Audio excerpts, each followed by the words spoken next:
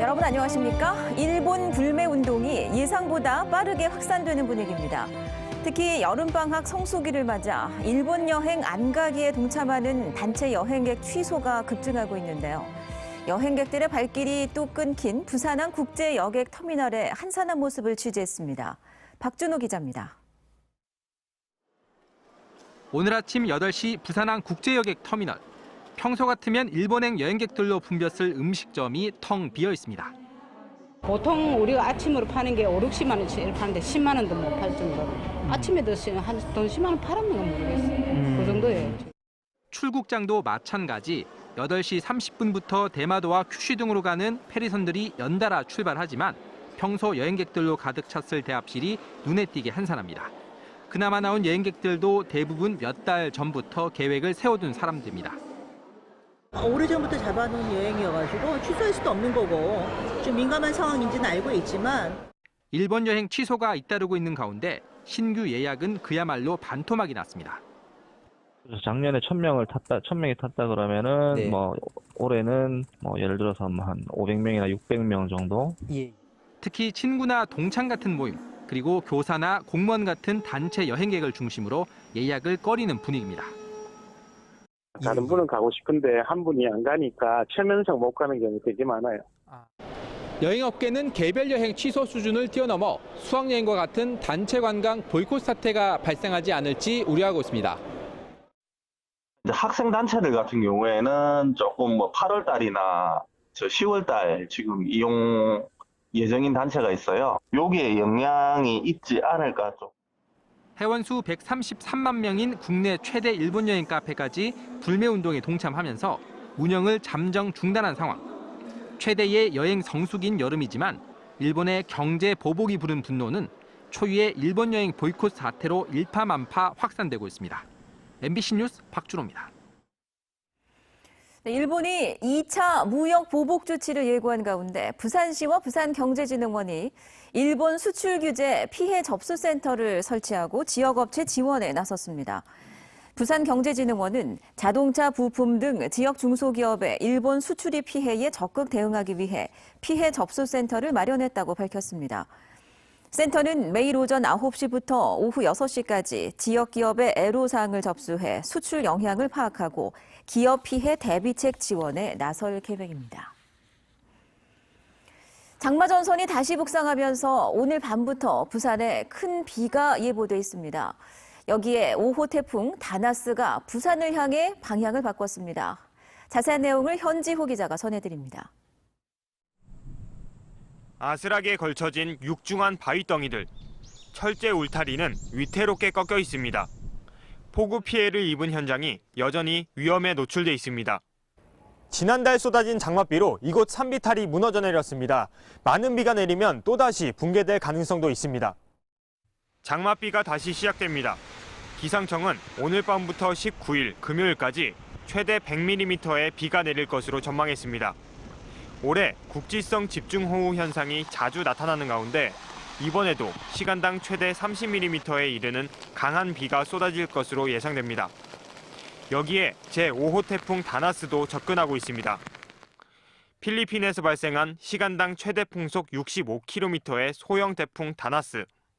당초 서해 쪽으로 북상하고 있었지만 예상 이동 경로가 바뀌면서 부산은 20일부터 태풍의 직접적인 영향권에 들어 많은 비를 뿌릴 것으로 기상청은 전망했습니다. 태풍 다나스의 진로나 발달 정도에 따라서 장마전선에 의한 강수량도 변동성이 크겠습니다. 기상청은 태풍의 경로와 강도에 따라 주말까지 날씨 변화가 클 것으로 예상된다며 실시간 예보를 확인해달라고 덧붙였습니다. MBC 뉴스 현지호입니다. 한 번 떨어지면 최소 중상, 그만큼 위험하다고 많이 알려져 있는데요. 그래도 사고 건수는 줄지 않고 있습니다. 이 방파제 테트라포드 추락사고 얘기입니다. 특히 이 여름철에 사고가 집중되죠. 자, 그렇다고 출입을 아예 금지시킬 수도 없고, 그래서 일단 낚시 통제구역부터 늘리기로 했습니다. 김윤아 기자입니다. 테트라포드 아래 좁은 공간에서 구조 작업이 한창입니다. 한 50대가 술을 마신 상태로 콘크리트 구조물에 올랐다 그대로 떨어진 겁니다. 또 다른 남성은 낚시를 하다 떨어져 중상을 입었고 술에 취해 장난을 치다 추락하는 등 지난 3년간 부산에서는 테트라포드 추락 사고로 모두 73명의 사상자가 났습니다. 특히 사망자는 7명, 10명 중 1명꼴입니다. 평균 3m 높이의 테트라포드는 표면이 둥글고 미끄러워 추락하기 쉬운 데다 사고가 나도 발견하거나 구조하기가 어렵습니다. 하지만 안전 불감증은 여전합니다. 아찔한 상황에서 아무렇지 않게 낚시를 하고 구명조끼도 착용하지 않습니다. 네, 그러니까 들어가 있어요. 들어가야지 시간이. 못 들어가게 한다고 안 들어가는 건 아닌데. 테트라포드 위를 뛰어다니며 사진을 찍거나 버젓이 술을 마시기도 합니다. 사고 위험이 곳곳에 도사리는 상황. 당국은 일단 낚시객부터 통제를 강화하기로 했습니다. 수영구는 밀락항 일대 테트라포드 구간을 낚시 통제구역으로 지정해 계도 기간을 거쳐 내년부터 본격적으로 시행할 예정입니다.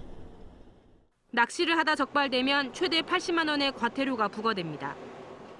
안전사고 예방 차원에서 지정고시를 한 거기 때문에 충분히 계도 기간을 두고 낚시객들에게 알린 후에 단속을 시행하기 위해서 마린시티와 청사포, 송도에 이어 밀락항까지 낚시가 금지된 테트라포드 구간은 점차 확대되는 추세. 하지만 낚시 금지만으로 추락사고를 막기엔 한계가 있는 만큼 보다 실질적인 대책이 필요해 보입니다. MBC 뉴스 김윤아입니다. 시내버스 준공영제가 시행 12년 만에 누적 적자 1조 1,000억 원을 넘어섰습니다. 부산시가 오늘 대대적인 수술에 들어가겠다 이렇게 공언을 했는데요. 세금 먹는 하마로 전락한 버스업체의 만성적인 적자 경영. 과연 이걸 개선할 수가 있을까요? 이만은 기자가 보도합니다. 부산시가 시내버스 준공영제를 도입한 2007년 이래 버스업체들에 대한 재정 지원은 밑 빠진 독에 물 붓기였습니다.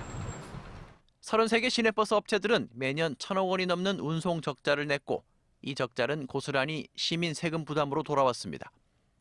버스 준공영제 도입 12년 동안 부산시가 투입한 세금은 지난해 무려 1조 1,853억 원에 이르렀습니다. 부산시가 들고 나온 시내버스 준공영제 혁신 계획은 공공성과 경쟁력 강화, 현재 4개 노선을 보유 중인 도시철도를 중심으로 시내버스 노선을 전면 개편하기로 했습니다.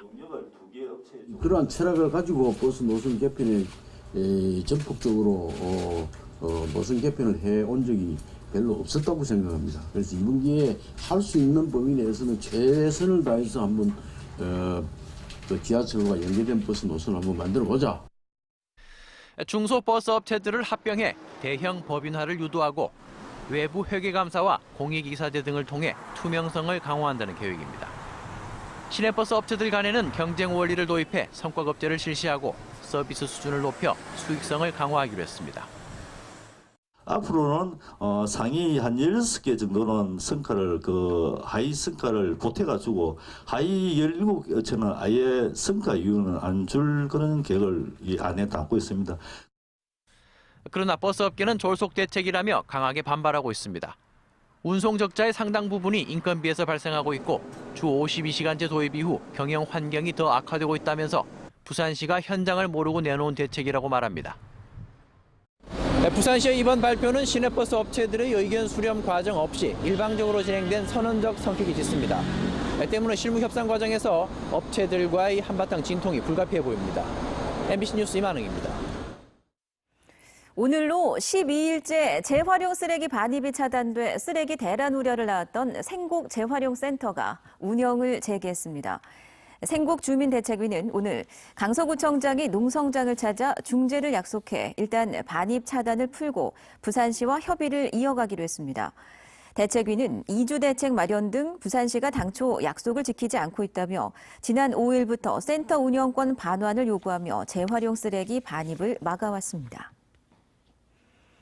이주비와 상가 세입 운영권을 두고 갈등을 겪고 있는 북구 덕천동 시형아파트 재건축 구역 강제 집행 과정에서 조합 측과 상가 세입자 간 마찰이 빚어졌습니다. 오늘 새벽 2시쯤 조합 측 용역 직원과 부산지방법원 강제 집행관 100여 명이 철거 대상 9곳 중 점포 1곳을 강제 집행하자 상가 세입자들이 반발해 7시간가량 대치하다 경찰의 중재로 집행이 중단됐습니다. 다행히 물리적 충돌은 없었지만 양측의 대치 과정에서 음식물 쓰레기로 추정되는 오물이 투척돼 인근 주민들이 항의하는 소동이 벌어졌습니다. 부산고법 형사 2부는 지난해 7월 강도로 위장해 남편을 청부 살해한 사건으로 재판에 넘겨진 69살 A씨에 대해 원심과 같은 징역 15년을 선고했습니다. 재판부는 A씨는 지인에게 경제적 이익을 제공하는 대가로 남편을 살해하도록 독촉하고 강도 사건으로 은폐해 비난 가능성이 매우 크다고 판결했습니다. 또 A씨와 공모해 살인을 저지른 혐의로 기소된 46살 B씨에게는 무기징역을 선고한 원심을 깨고 징역 25년을 선고했습니다. 부산지법 형사 3단독 재판부는 노래방에서 만난 여성을 성추행한 혐의로 재판에 넘겨진 모 경찰서 소속 52살 A 경감에게 징역 6개월에 집행유예 2년을 선고하고 사회봉사 80시간과 성폭력 치료 강의 40시간 수강을 명령했습니다. A 경감은 지난 2월 5일 부산의 한 노래방에서 지인과 함께 동석한 여성 B씨에게 부적절한 신체 접촉을 한 혐의로 재판에 넘겨졌습니다. A 경감은 현재 직위 해제됐으며 경찰의 자체 징계위원회에 회부될 예정인 것으로 전해졌습니다.